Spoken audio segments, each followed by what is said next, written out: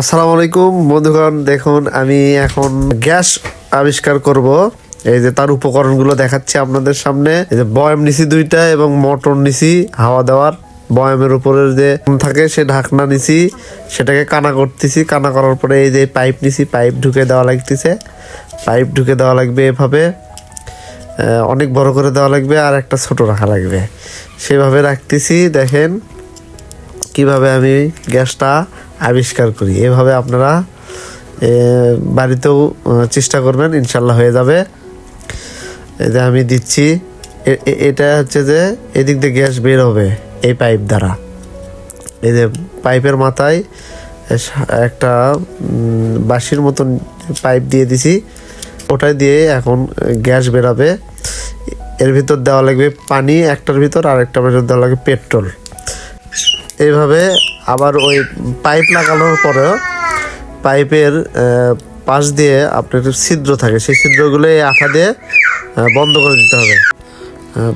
বন্ধ করে দেওয়ার পর আবার দেখতেছি যে ওই দিক দিয়ে আবার বাতাস বের হয় কিনা, তার জন্য টেপ মেরে দেওয়া লাগবে। বাতাস যেন বের না হয়, টেপ লাগিয়ে দেওয়া লাগবে বয়ামের চতুর সাইডে। তারপরে এই যে দিলাম, দেখেন আমি সুইচ দিয়েছি, গ্যাস চালু হয়ে গেছে ইনশাল্লাহ।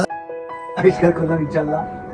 এই যে জ্বলতেছে দেখেন গ্যাস, এটা কিন্তু গ্যাস, এটাতে আপনি রান্না করতে পারেন, তাপ আছে ঠিক, এটা চা রান্না করে খাবেন, চা ইনশাল্লাহ।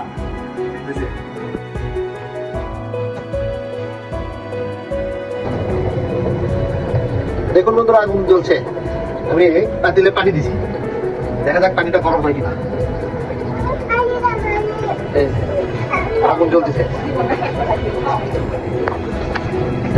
তো দেখেন আমার এই যে এই গ্যাসে আসলে দুধ রান্না করতেছি। দেখেন এই যে দুধ গরম হচ্ছে। বাস্তবে না, আমি এর আগে তো প্রমাণ মানে দেখিনি, ভাবতেছি হবে কিনা, কিন্তু দেখি বাস্তবে সব হচ্ছে। ভাত টাত সব রান্না হচ্ছে। এই যে আমার দুধ যে লাগায় দেখেন, পেট্রোল এটা পানি, এই যে হাল বেশি গ্যাসে গ্যাসের